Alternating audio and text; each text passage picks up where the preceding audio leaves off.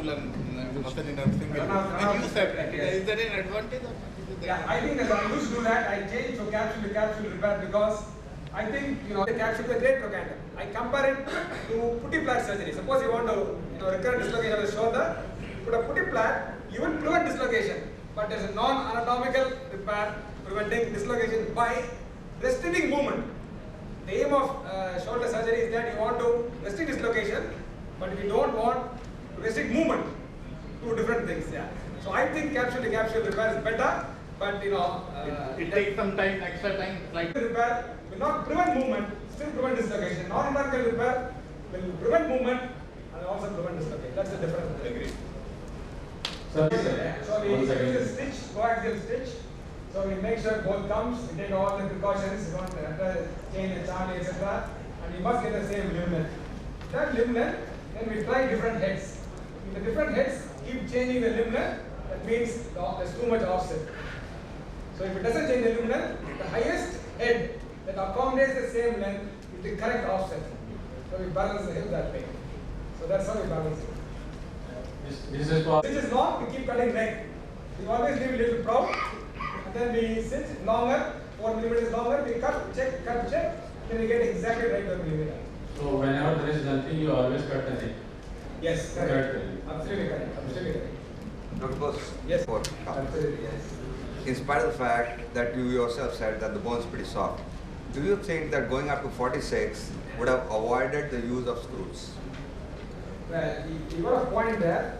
I must have started trialing earlier on. Just by look at the size of the cup, I thought we were doing a 46. I was a little surprised when I put the 46 remainder was too big. I thought we were going to remove bone. Then I went back to the 44. Ideally, what we should have done this is, 42 I should have tried the 44, 43 I should have tried the 44, but I thought I was doing a 46. I removed 44 and then I realized what is going to be too big for this guy. But one more thing, it's probably better to have a reamer set in 1 millimeter increment. 1 millimeter incremental reamers, and what Amit said that yes, it is very pertinent because in a soft bone, 43 reamer and 44 cup would have been better. Otherwise, line to line. In normal bone, it's 44 reamer and 44 cup. Yeah, because one thing is that if you avoid screws, then you would prevent a track for future wear. But in this case was exceptional because I know in my case, absolutely osteoporotic, and even I don't use screws. Yeah. But Soft bone, it just don't add up. I wouldn't do delta motion or anything on this. Dr. Bose, if on table, after you got a good press fit, you realize you are too much antiverted. Antiverted, okay. How would you plan to revise the cup? Well, it's all a question of degree. Suppose you are 5-10 degrees more antiverted, it's not a problem at all. You can try and accommodate on your stem. I think the trick in that is start trialing your stem early. Don't wait for your last stem to trial. Today we are stuck with a 6, so I couldn't show you all that. But say suppose you have 11, you're going to put 11 final. Start trialing at 9 itself. And then you can change it antivert or retrovert. It's one possibility that you have. But if it is very severely antiverted, then either you take the cup out and put it again, or you need a system like an SROM on this side so that you can accommodate more version. Otherwise, you're going to land in a problem. So it's better you address it then and there rather than waiting for a. Now remember that too much antiversion will cause anti-dislocation. Okay, remember that. It's always a balance. If you think that you antivert the cup, you are preventing dislocation, you are wrong. Because anti-dislocation. So combined antiversion of 50 or more will give you anti-dislocation. Obviously, it will give you anti-dislocation. Take this a step further and say that if you got a severely antiverted cup, take it out and put it in proper. Yeah, if you can accommodate on the femur, good enough. But if you can't accommodate on the femur, do something about it. Then and there. And that will give you a good night's sleep. So then you take out. A little bit deeper you ream and you may be able to manage your same size cup. You can. Sometimes. You have to upsize it, you have to upsize it. Okay? Thanks very much. thank you, and it was a pleasure watching you. And We'll see you operate. I'll see you operate. Okay, let's go to Vishal. One question to Dr. Bose. Once you are really ending up with a more antiverted cup, what are the changes that you will do in the stem to correct that? That you were just saying that you can fiddle with the femoral stem. What are the changes? it's a combined. That's right. So suppose, so you start trialing early. So suppose I'm saying 20 degrees more antiverted than what I should have been. I combine antiversion I do and I find that my antiversion is too much. it's 50 degrees, 60 degrees. So I need to reduce that. So if I start trialing early, I still have a gap to bring down my anteversion of the femur. I retrovert the femur. You retrovert the femur. You have to retrovert the femur. So only the combined anteversion is made. The limb length, the offset, everything is combined parameters. We are not trying to produce individual. Acetabulum and femur are always combined, whether it's version, whether it's inclination, whether it's offset, whether it's length. All are combined parameters. They are not single parameters. So that's how you play around with that. I don't do as many hips as Dr. Bose does, but I do on an average about 150 or so a year. And I would think that almost all my cases are uncemented. And the key is to resist rotation around the long axis. So I'm a little concerned with what Dr. Bose said. If you put it in anteversion, too much of anteversion, you can correct that with the position of the stem that is slightly different. The stem is positioned to be positioned correctly. If you were to change the version, you'll find it very difficult to position the stem. But I think a little marginal correction could be done. So I think one has to be very careful in positioning the cup in the first place. So design criteria to resist translation in all three planes: axial, medial, lateral, anterior, and posterior. So the kind of coating that we have, circumferential, patch, porous coats, smooth surface, now not used at all. So the type of coating is macro texturing. It doesn't work. Roughened titanium, porous coated. What I use now is hydroxyapatite coated stems. The Corai works very, very well. So there's an importance of pre-operative planning. Dr. Oberoi discussed this in great detail. It helps, enables the surgeon to prepare for the case and anticipate situations that may arise during surgery. A thorough pre-operative plan incorporates elements from the patient's history, physical examination, and of course radiographic analysis. So what is it? I'm reiterating the old story that was told, I think, quite a few times. Determine pre-operative leg discrepancy, assess acetabular component size and placement, and determine femoral component size, position, and fit. So the radiographs are got in anteroposterior and lateral view, and you determine the leg discrepancy. Dr. Oberoi discussed this, how we should do it on the X-ray very well, and clinically. I'll come down to the area which has been assigned to me. We need to take a neck osteotomy. I actually do not change much. I do not correct the way Dr. Bose does, to correct more or less or something. I use the modified Ardinge approach, and I do cut the neck about a centimeter to centimeter and a half, depending on the height of the individual. I position the template, and this is how I will cut it.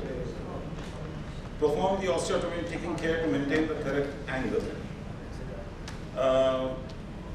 The metaficial preparation, the version is judged. A 10-degree version is usually done by looking at the medial femoral condyle or just anterior to the anterior border of the vesicocantler. So the osteotomy can be positioned in a neutral anteverted fashion depending on the patient anatomy. A modular osteotomy may also be used to accommodate multiple approaches to the hip. So beginning, you start with small and smallest compaction broach which is used, and gradually increase the size, progressively enlarge the metaficial cavity. I also would like to say at this stage that when during the surgery Dr. Bose impacted with that instrument, I think it's very important that in our metaficial fit primary hip replacement, one should do that. Broaching should continue, complete stability is achieved, and then with the prosthesis in sight, you remove the taper cover and add the trial head and acetabular trial liner to assess implant stability and length. The thing is not to overreach. If one tries to, the femur, unlike the acetabulum, there are cracks in the femur, it is not very forgiving. One would have to use ensaccage wires or resort to a solution stem to overcome the fracture that one produces. So don't try and overreach, try and do just the right fit, and I think 99.9% you should be a happy individual, and so will the patient. Thank you very much. Any questions to Dr. Hegde? One needs to identify that very clearly and use the first instrument to make the hole in the lateral margin, and then slide the rest of the instruments along. One useful tip is that if you find that you're expecting a size say 11 correct, and you find that 9 is well fitting, that means you are in class. It's a very useful tip to have. If you have templated, then it's very good. If you're not templated, your established size is say. Another temptation when you start doing surgery is to go to the center of neck. Yeah, that is avoided. It should be avoided. If in my talk I'll show some pictures where it's the starting point of the cadaveric bone. Dr. Hegde, I agree with you, and I need certain realization, Dr. Bose. Because this, I think this concept of combined antiburden, so far as I know, came from the DDH. Came from? DDH, where kind of changes. So in those cases, first you do the femur, and then you do the sternum. That is one concept you very demanding. But in these cases where you already implanted the sternum, and you find in the cases cemented, no problem, you can go whatever. But uncemented, if you have done the line to line in the femur, and if you want to change it, either you go for the infection graft or any other solution, Dr. Bose, The combined antiversion works even in primary uncemented. Look, most probably I have not explained what I want to say. In cases of cemented, no problem. You can move wherever you want. But in cemented, uncemented, you want wherever you lean, your trial is going, it should be in proper position. By the way, you find it is too much of antiburden, and you have done the final implantation, the sternum already, then you will change it. Then you have everything. That is what and what both are. You change about 10 degrees. How was that? Yeah. So it's not really changing it, it's refining it. Suppose I find that I'm like 25 degrees. It's acceptable. But I change that 5 degrees to make it better. It's not very long. You understand what I'm saying? I'm refining it more. So you cannot change 30 degrees, you cannot rotate the stem. So what is the otherwise you will change it by doing the infection graft or whatever you want. It's better if I increase the angle a little bit. So I told you the posterior neck plane is the anatomical version of the femur. So based on that, I'm antiverting a little more. About 10 degrees again. Then why not lead to the femur first or don't implant, to the final implant So we can happen again also with the positioning of the cup, you can not behave by that. But if it is going to compromise the stability, I don't think Dr. Bose says that you go and don't do that extent of correction. So the idea is that if you are going to need too much of either revise the cup or use a modular. Why revise the cup? What is the harm? You do the final implantation in the lab, leave with the trial in the sternum. Use the? Leave with the trial only in the final implantation during the class. You need to He's saying do trial first and then go for a final implant, both acetabular and femur. You go with the femur first, do your trial, and then of course decide the meteors of the femur. And if your femur is anteverted, then you can increase the anteversion of the acetabular. So we are following the same technique in our hospital. For all the total weight, we are doing going with the femur first. We will decide the anteversion of the femur. Then according to the whatever angle all the patients. That's exactly what I think we have. Ashish said, Larry Dodd uses what it was discussed that he uses trials in both these places. First, so before deciding what the final implant will be. Right? But we know now in 90% of the cases you will get out by simply doing what you are doing. In certain cases where there is abnormal anatomy, there is dysplasia, then only you have to go and think of these novel methods. That was the case when, because I worked with Larry Dodd, he used to do that, and when he was deciding about the co-planar system and the combined antiversion. So that time, this is what he was doing. He used to read first acetabular, leave a trial there, then plan his stem, and then leave a trial there, and then do a reduction and see. And that time also it was always right.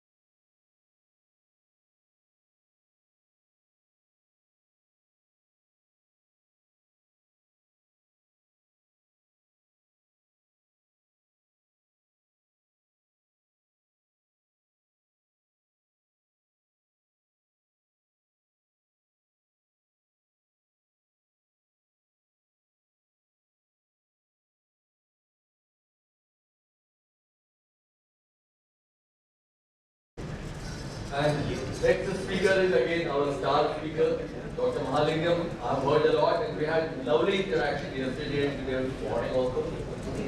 He'll be talking about direct engineer approach without much fanfare or ado. How we can do everyone, how he says everyone can do it. Even I'm very curious. In NHS, he's Irish. By birth he's Indian. He has got an Irish wife. He's in Cork, where he practices around more than 300 joints in a year. He's in absolutely private practice in a private hospital now. And he can share, you can share with him, he's there tomorrow also.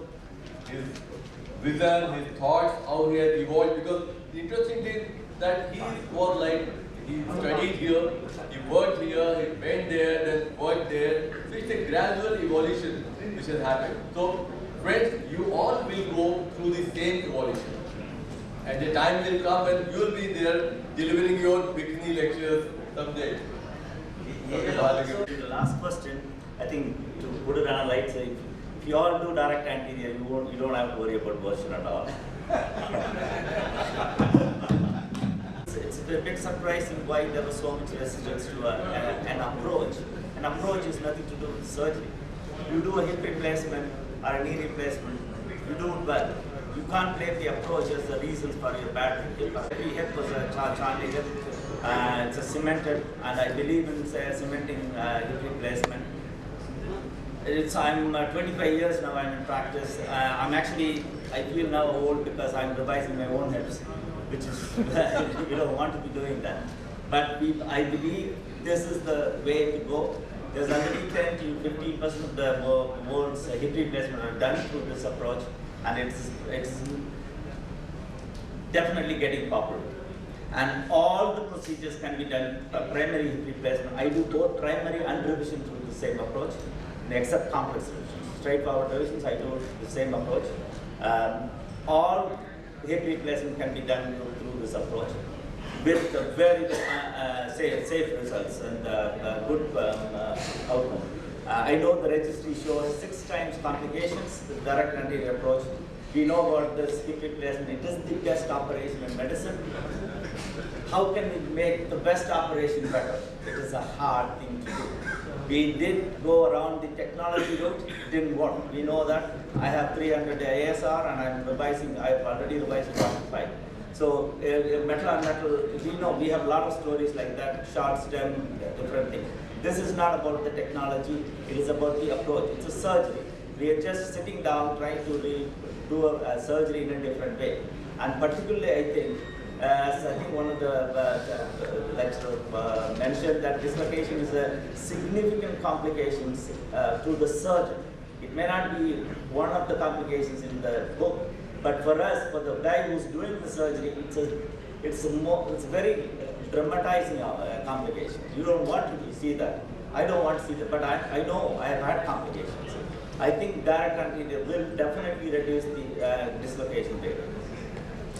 We know that majority of the hip replacement done around 60. The average age is 69. So most of the hips die and they fail in the burial ground. So we don't even see. Most of them only have to last for about 11 years. Any hip knee we do, it should only last for 11 years. That's all. You have done your job. Anything more is a bonus because majority the life expectancy is only 85. We are living longer. We are getting fatter because we are getting richer, and obviously we are going to do more and more hip replacement. Revision, any small complications, revision surgeries are going to put enormous amount of stress on the community and society. I think instead of going on the technology route, I'm going through this rush because we don't want that. Changing the approach to the hip replacement is probably one of the way to approach it. This is an 82-year-old gentleman, 2008, day 24 hours after a direct anterior. Okay, 24 hours after direct anterior. I can show time and time again. I went to the French guys, Frederic Lard, and I trained with them. Then I really got carried away. with the direct anterior. And I said, hold on, this is not about implant, metal, or technique. It's purely surgical technique. That's all. It's nothing else. And I can't say if there is something goes wrong with that, it is my fault. It's not because of the implant or anything. I can show that's the real. And he never, it's a cementless hip. That was a medactor hip. I use canonical trial all the time now. Now, obviously, I think Ajay mentioned about this. It's not just technique alone. There's a lot more we've improved, particularly the pain management. Patient information is a significant factor in getting the patient out after the surgery. Patient education, consent. We are one of the most sued orthopedic surgeons in the world. Our insurance is $110,000 per year. So we spend a lot of time on documenting everything and getting all the data and educating the patient. And well, that's for different reasons. But one of the collateral benefit of educating the patient is they do very well after the surgery because they seem to know there's a lot of things. They get up and they do what you want them to do. So education, team approach, it's all there. We score all of our patients pre-op, post-op, and intraoperative complications. We record on a regular basis. We all have a mini registry in our hospital. And we do it on a regular basis. Everything is real-time analyzed. Now, to come back to the direct anterior approach, it was originally described by Carl Hutter in 1883 for a direct anterior approach. This is the front door access to the hip. Why do you want to go any other way? Okay, and the approach is obviously, the only concern is about the lateral cutaneous nerve type. As most of the acetabular surgeons will know, it's not a major, it's a very significant structure. You can avoid it, you can visualize it, and you can avoid it. See, if you think sciatic nerve is actually more closer to the posterior approach than the lateral cutaneous nerve is to the direct anterior approach. The concept is minimally invasive. There's a lot of research done on the minimally direct anterior approach because it was the two incision technique has destroyed the reputation of the direct anterior approach. This is nothing to do with the two incision technique. This is not about the length of the incision. You can do the direct anterior in any length. You can approach the whole of the ilium and whole of the femur, from trochanter to the femur, knee. You can approach with the direct anterior approach. So you can reconstruct ilium and the whole femur through direct anterior approach without changing the innervation. The concept is obviously the intramuscular play approach to the hip, and it's a very well established hip in every other. We do it on pediatrics all the time. And the blood loss, as long as we provide, isolate the lateral circumflex and the medial circumflex vessels properly, coagulate them, the bleeding is very minimal. The bleeding is associated with that is always as we are doing cementless, you are going to have that. Particularly for cemented hip, this is the best approach. And for post-traumatic hip replacement, anybody who does total hip replacement or hemiarthroplasty for fracture neck of femur, this is the best approach because you have a very nice capsule, release and delivery of femur is very, very easy. Yet originally we started with table and with some special, this is just a modified Charney retractor. I don't use table anymore. We need a approach, but most of the companies have an offset, which the posterior approach also we use the offset handle nowadays. Again, these are all standards. The only thing is we use the Chana reamer, but standard reamers can be used majority of the time. 60% of the time you can use the Chana reamer. Now the incision, I'll just go through the exposure of the cup will be very, very, very good. You can do all primaries, irrespective of the pathology. You can do through this approach. It's very good for the acetabulum. And we do a capsulotomy and use the capsule as a retractor. You can take out the capsule. We don't repair the capsule, but you can as a kind of a physiological closure. And the rest of the technique is standard technique. And because the patient is supine, it's much easier to align judge your versions. exposure to the proximal femur. As long as the release is proper, it is very, there is no, I do all revisions through this approach. So post scarred femur, I can deliver it through the same amount of incision. The rest of the technique is exactly the same. I just go through my technique where this is the direct lateral approach, not the bikini approach. I changed it to bikini approach from for the last 18 months, mainly because the proximal part of the incision, during the femoral preparation, you always curve, you kind of stretch it. So basically, I used to, from the straight, I used to turn it down approximately a little bit posteriorly. Then we just changed it. I think there's one or two guys are doing it, and the results are very good. And the wound problems are not any more than any other approach. The rest of the, except the skin incision, all the approaches are exactly the same. The table, any standard table, during the femoral preparation, that is kind of the extension we get. Exposure, the in situ neck cut is the, we subluxate the head, then do the neck cut, then dislocate. Sometimes we do a wedge cut and take the wedge out, then take the femoral head out. Exposure is always good. We need some kind of self-retainer, but you can do without self-retainer as well. And you can see some of the acetabular visualization is very, it's a 360 visualization and is much closer to you. The preparations and the acetabulum, I do a cementless majority of the time. And nowadays with the scratch cups, from any companies, we don't medialize as much as soon as you get a proper fit, stop. We don't take the bone out. Medialize it as much as we need to. We use the cup introduction. We need an angled cup introducer, but straight introducer can be used as well. That's most of the time that I use a manual table to keep the other leg away so that we can work on the operated leg. Sometimes you may have to adapt it, internally rotate, externally rotate it, but you will do it as much as you want so that the approach handle doesn't touch the skin. And this is the kind of exposure you get. You can see the circumferential thing, and pyriform fossa, every external the structure over the pyriform fossa, proximal to the pyriform fossa, you can expose it. And unless you see the pyriform fossa, then your release is not. And the release is only about a centimeter or a centimeter and a half. That is the capsular release. And immediately the proximal femur is up.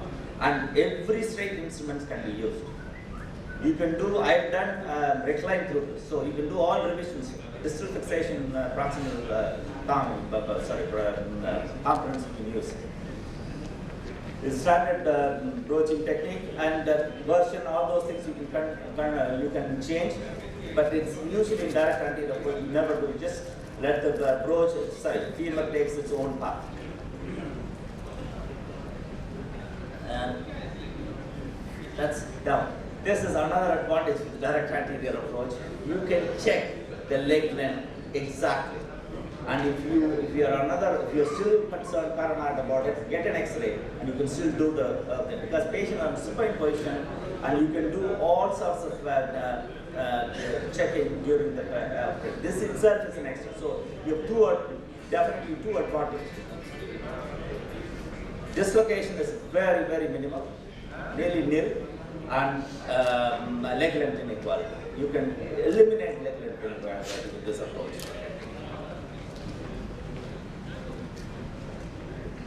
That's kind of an incision. And length is not the length of the incision is not a criteria here.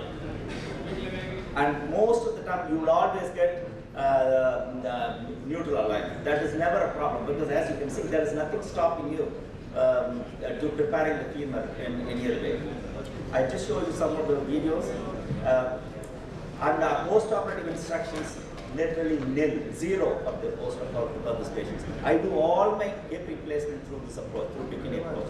All of them can be mobilized within 4 hours. They can put on the